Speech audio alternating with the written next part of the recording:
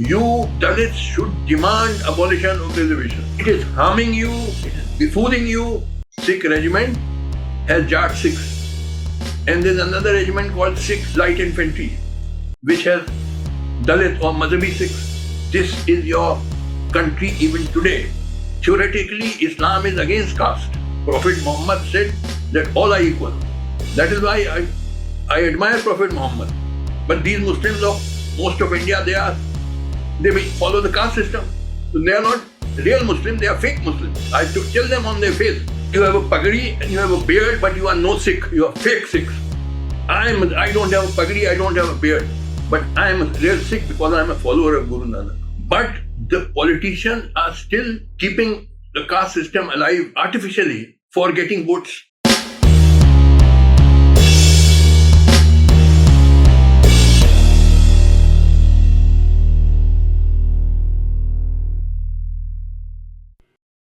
I have been asked to speak about caste reservations in India, which are for admission to educational institutions, in jobs, in legislatures and local bodies and so on.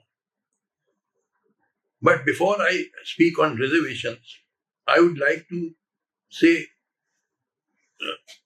something about the caste system, how it evolved, and what is its reality. There are many theories about how caste came into existence. One theory is that it was because of white-colored race. The Aryans conquered a dark-colored race, the Dravidian. That is one theory. And certainly even today, I would like to say that generally the upper castes are fairer in complexion than, say, the Dalits. I'm not saying that there is no dark-colored Brahmin, and I'm not saying there is no fair-colored Dalit. But proportionately, I have found Dalits are generally more dark complexioned than the upper caste. In fact, caste system was known at one time as Varn Vyavastha. And the word Varn is a Sanskrit word which literally means color. Varn ka matlab hai rang, color. So it really meant the color system. It had a racial basis. So that is possibly explains the origin of the caste system. It originally had a racial basis, and even today, fairer color is regarded superior to darker color in India. In matrimonial advertisement, you will see wanted fair-colored bride and so on. But later, the caste system developed into the feudal occupational division of labor in society. Now, what does that mean? It means that later, every vocation became a caste. Like, for example, carpenter, who was called Badhai, became a caste. Potter, Kumhar became a caste. Chamar, the cobbler, one who works with leather, chamde ka kaam kar, became a caste. Dhobi, washerman, became a caste. Nai became a caste. Every vocation became a caste. You see, in feudal society, although maybe 90% people were engaged in agriculture, but there was small industry also. Of course, it was not mill industry, it was handicraft industry. But there was a degree of industry. After all, people in villages required carpenters to make cots and all, potters to store water. Water is needed in summer months particularly. and you need some leather shoes. If you go on long walking somewhere, if you're not having some shoe, then some thorn may get into your leg, or you may be stung by a snake or insect. So shoes were required. Some industrial products were also required, and those who manufactured them, they became castes depending on which vocation they came from. You see, in feudal times, medieval times, there were no engineering colleges or technical institutes. The only way to learn some vocation or craft was to sit with your father from childhood. Supposing your father is a carpenter. You are a 5-6-year-old boy, you sit next to your father when he's working. You see how he's working. He will also give you some tips. And when you grow up, you will also become a carpenter. You had no right to choose your vocation. You had to follow your father's vocation because there was no other way to learn any craft. Now see, this was not the situation in India alone. Take for example in England. In England, even today, many people have surnames like baker, butcher, mason, potter, gardener, waterman, smith, goldsmith. Thousands of people have these surnames. Tailor. What does this indicate? It indicates that the ancestors of these people were following this vocation. Today, of course, they are not following the vocation, but the surname has come down. So that means there was some caste system there also. Because after all, you had to have some vocational training. And society there also was divided on basis of vocations. You see, at one time, the caste system was a progressive institution because it introduced a rudimentary kind of division of labor in society. As the great British economist wrote in his book called The Wealth of Nations, a very famous book written in 1776, in which he said that division of labor leads to great progress. So because caste system introduced a certain rudimentary kind of division of labor in society, it led to great economic progress. So at one time it was a good institution. But something which may be good at one time may become bad later on. Today it is a bad thing because you see today with coming of modern industry, now division of labor cannot be on the basis of birth. It has to be on the basis of technical skills. So the caste system today is totally outdated. But the politicians in India are keeping it alive to get votes. Today, see, as I said earlier, you had no option of choosing your profession. You had to follow your father's profession. But that is not the situation today. A boy, for example, who belongs to the carpenter caste, Badhai caste, he comes from the village to the city and he becomes an electrician or motor mechanic or may become a doctor, engineer, lawyer, scientist. He is not following his father's profession.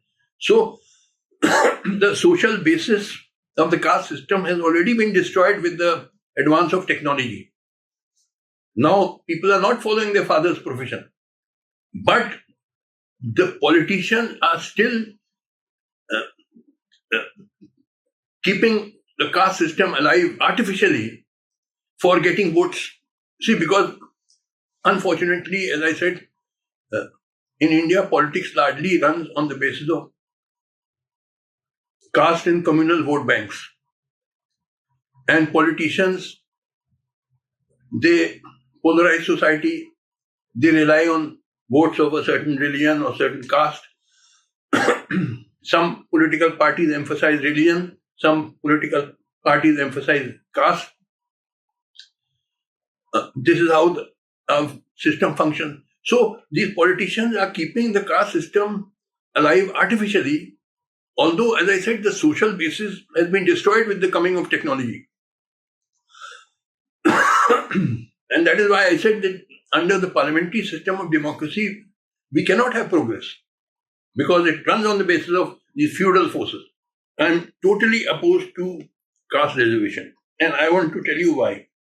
Caste-based reservation is just being used by politicians to get votes.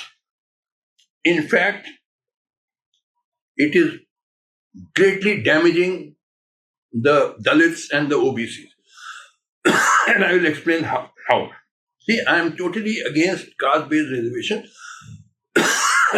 but I have always said that special facilities should be given to poor boys and girls of any caste or religion.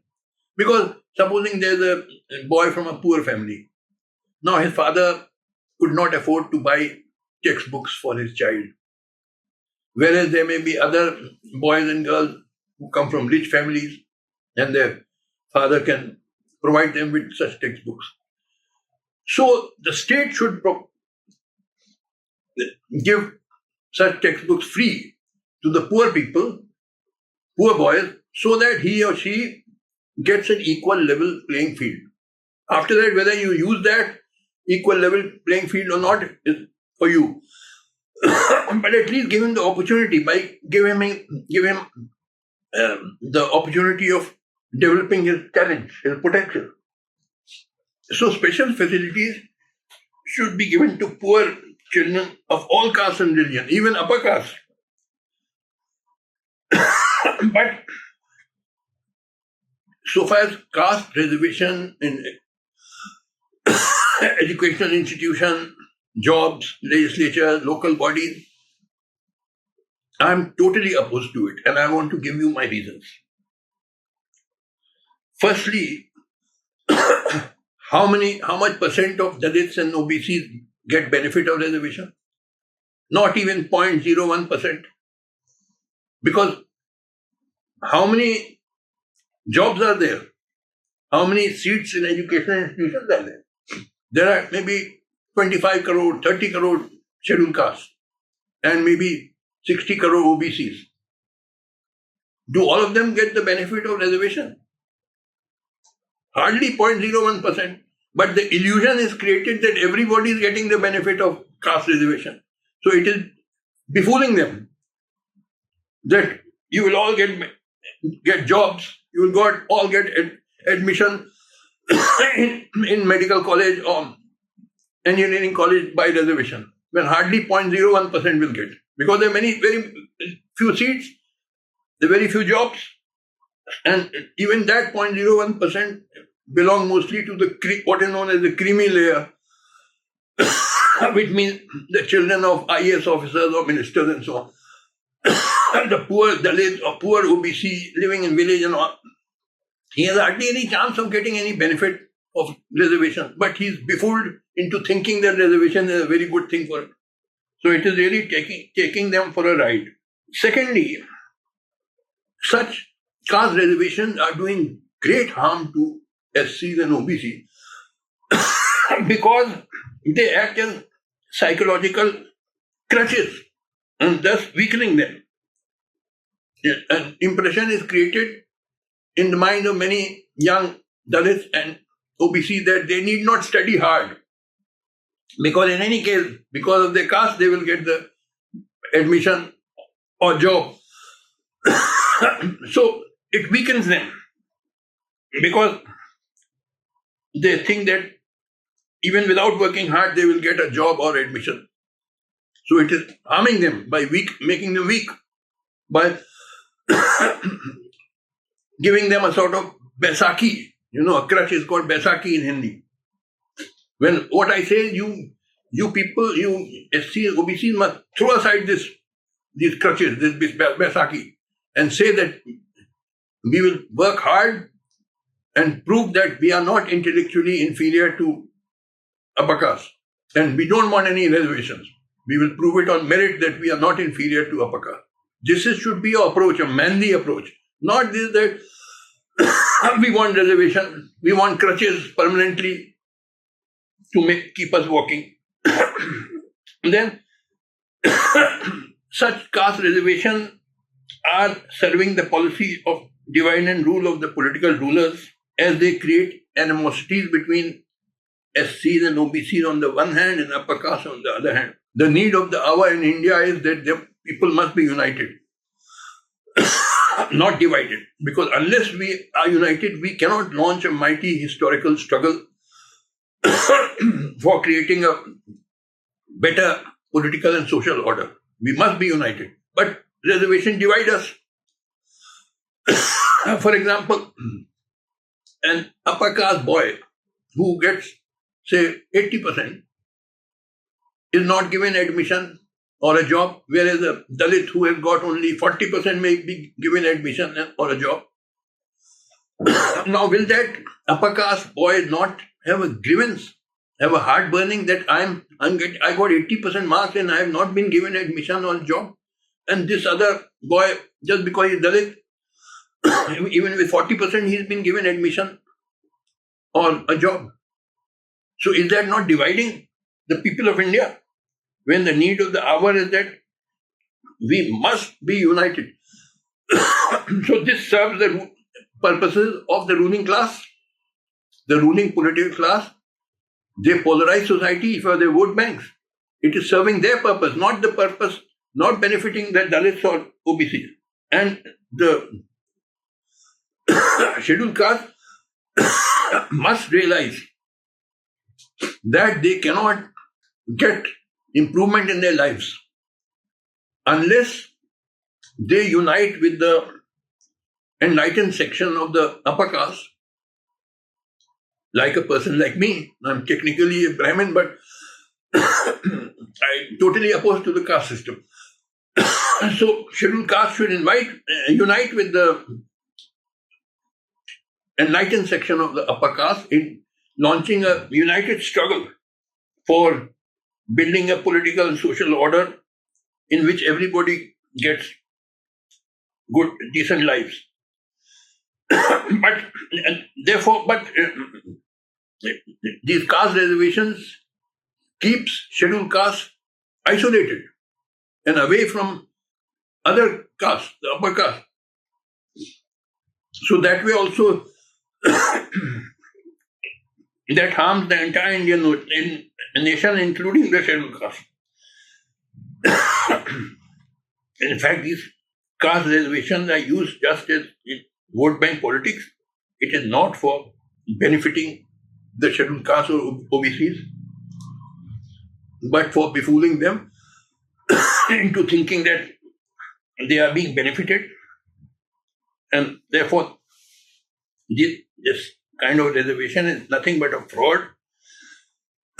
And SCs and OBCs should themselves demand end of reservation if they understand what I have said. See, today it is not just Hindus who are divided on caste basis. Muslims are also divided on caste basis. For example, there's upper caste Muslims who are called Ashrafs, Sayyid, Sheikh, Pathan, Mughal. They are Ashrafs. The intermediate caste, like the OBC and Hindus, they are called Ajlaf, Siddiqui, Qureshi, Ansari. Ansaris are the weavers, Qureshis are the butchers, Siddiquis are the, low-level clerks, depending on the vocation. And lowest among Muslims are called Arzal, Lal Begi and Dhobi, I don't know all that. They will not marry each other. There's very rigid caste system among Muslims, although theoretically Islam is against caste. Prophet Muhammad said that all are equal. That is why I admire Prophet Muhammad. But these Muslims of most of India, they follow the caste system. They are not real Muslims, they are fake Muslims. I tell them on their face. I am a Muslim because I believe everybody is equal. You call yourself Muslim, but you are fake Muslims. Similarly, I tell to many Sikhs. I went to California a couple of years back. And in California, I was invited by some Sikh people to address the Sikh community in a Gurdwara in a place called Milpitas. And I said, look, I will come on one condition that you will permit me to speak my mind, whatever is my mind. They said, yes, you please do that. So I went there to that Gurdwara in California. There was a huge gathering of 300-400 Sikhs there. Old, young.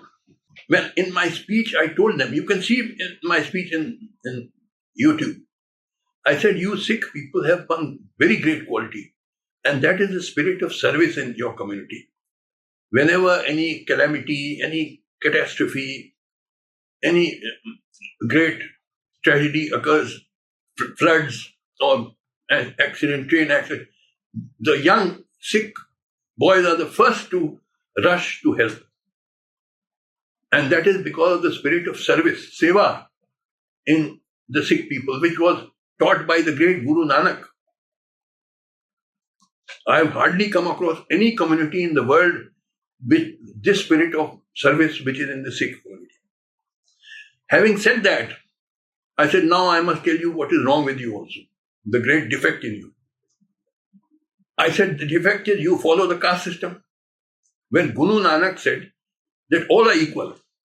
You see, Sikhism arose as a revolt against the inhuman caste system.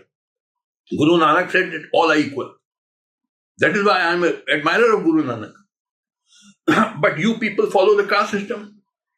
The dominant group among Sikhs are the Jat Sikhs.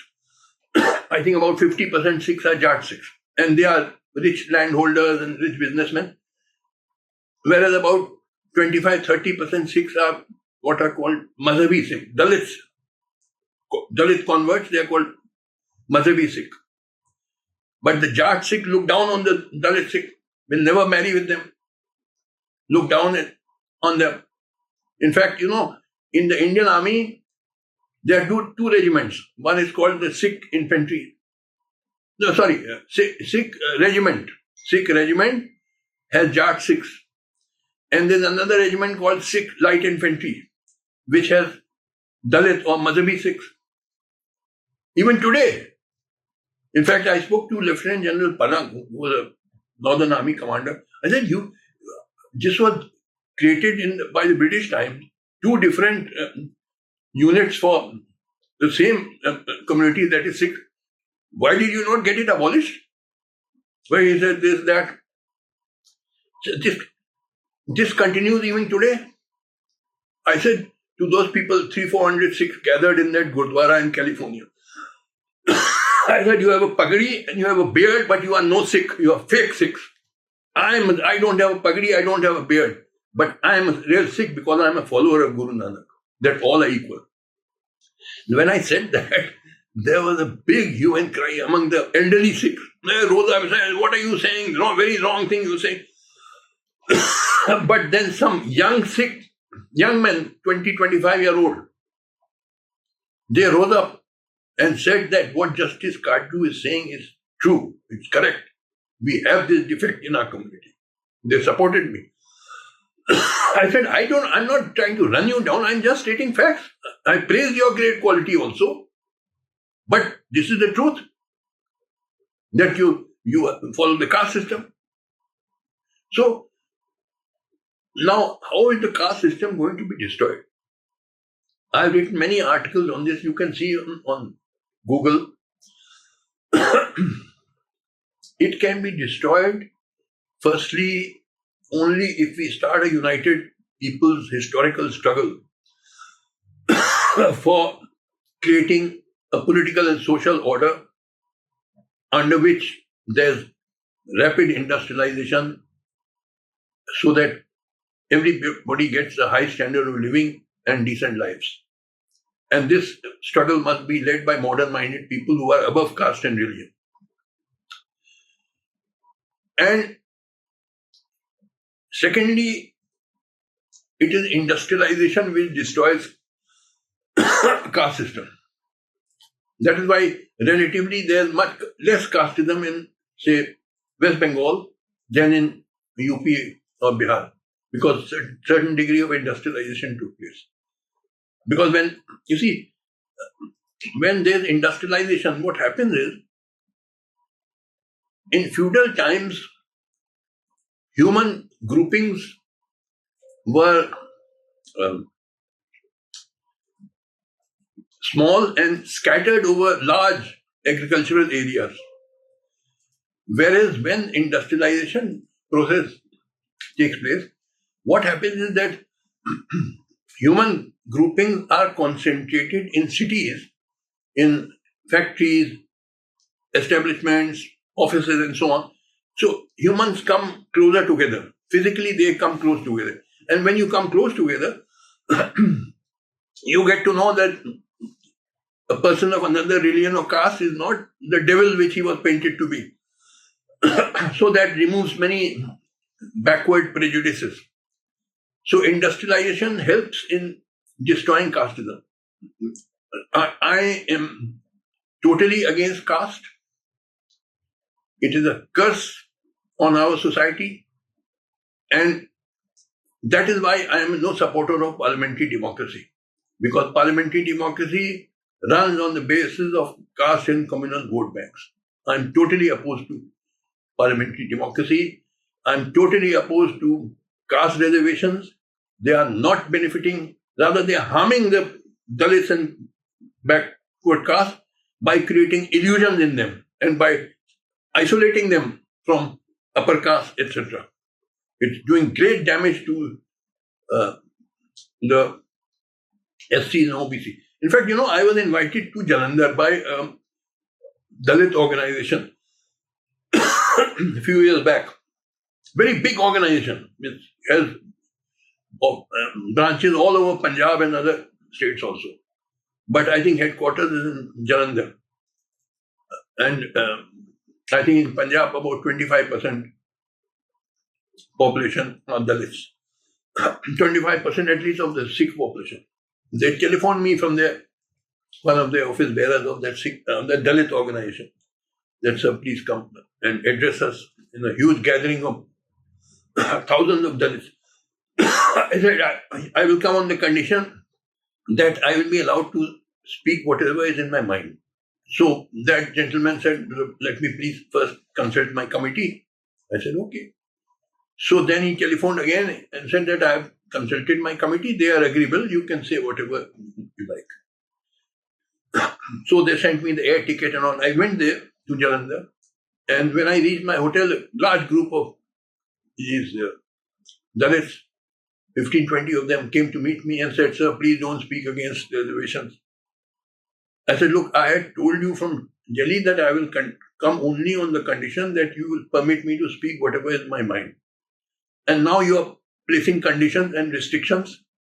This I will not accept. I'll go back if you put this. You had agreed that I'll have the freedom to speak whatever is in my mind. So they said, okay, sir, please come.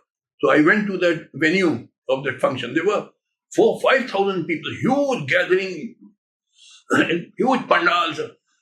I think 90% people there were Dalits.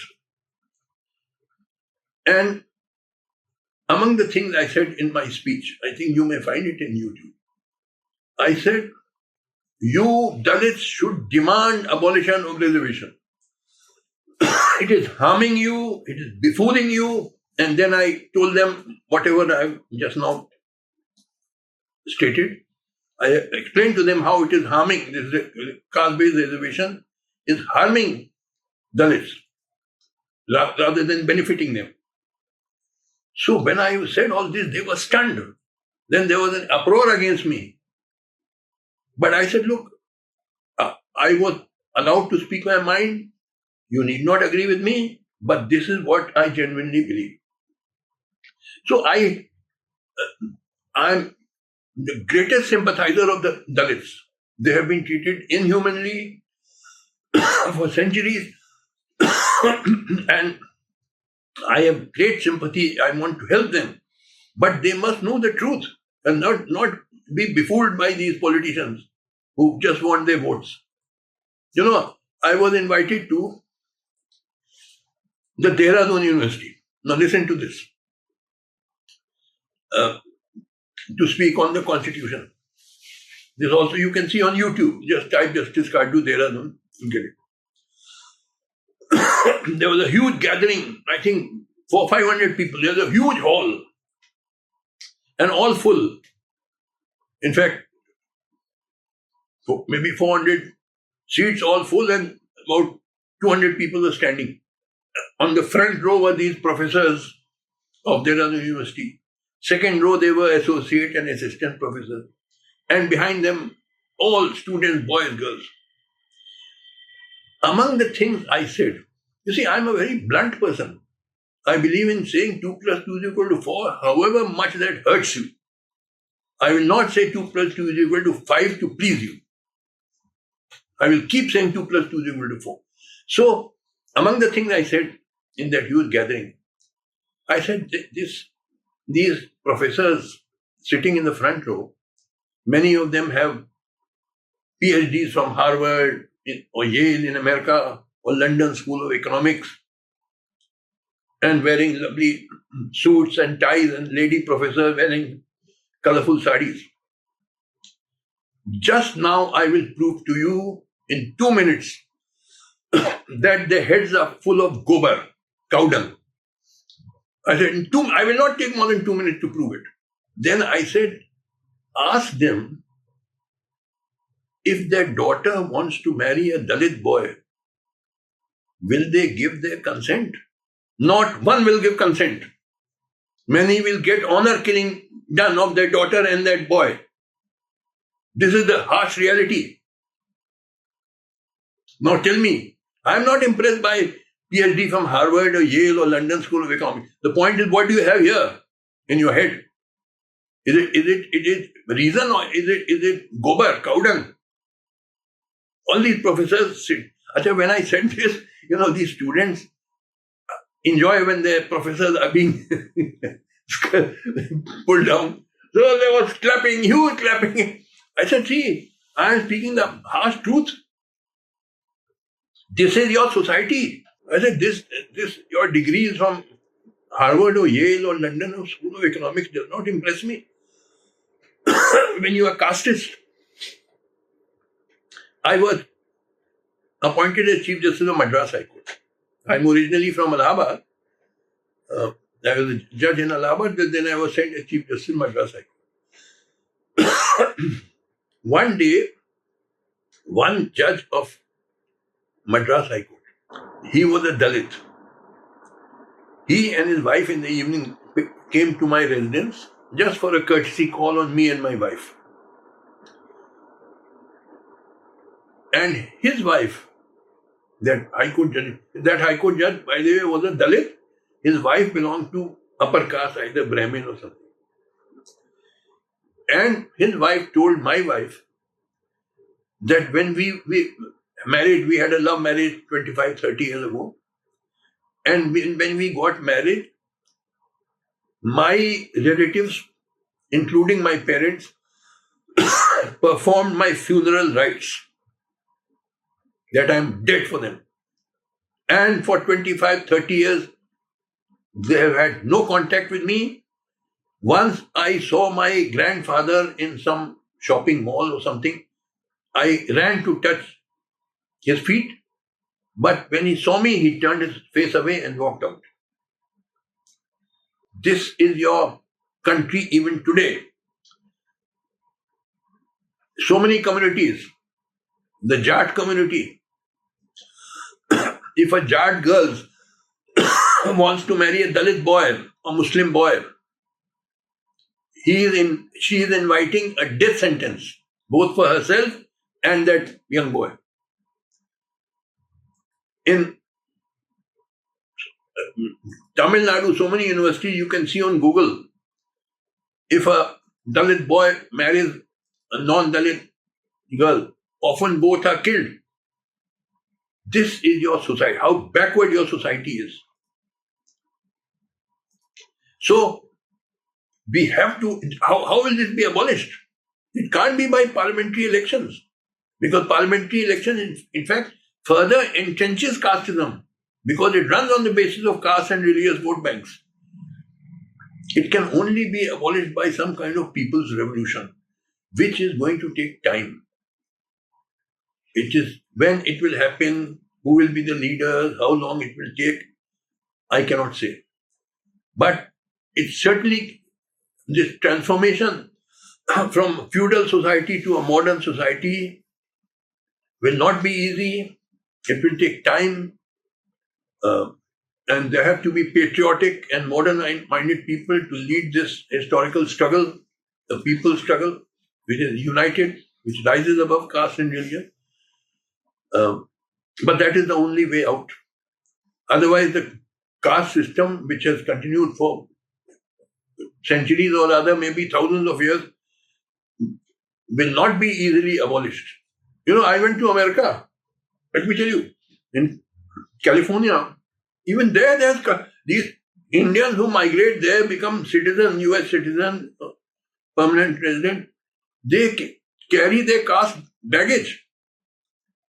I was told that there was a cricket match between two communities of Andhra Pradesh. One is known as Kammas, the other are known as Reddys. So it's a separate organization. Kammas have a caste organization. Kammas have an organization called North America Telugu Association, NATA. And the Reddys have organization called TANA, Telugu Association of North India. Different caste organization in USA. You're sitting in a modern country and you have separate caste organization. And this cricket match took place, and in the middle of the match, there was a physical fight between Kammas and Reddys. And the match had to be called off.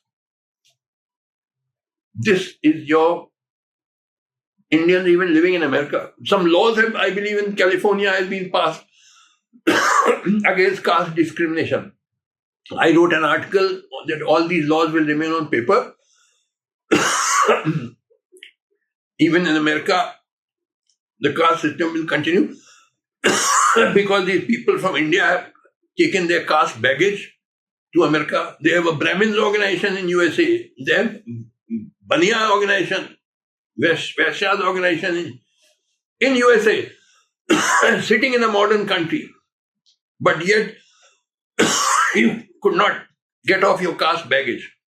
It is only when casteism is destroyed in India that it will be also destroyed among the NRIs in America and other places in the world.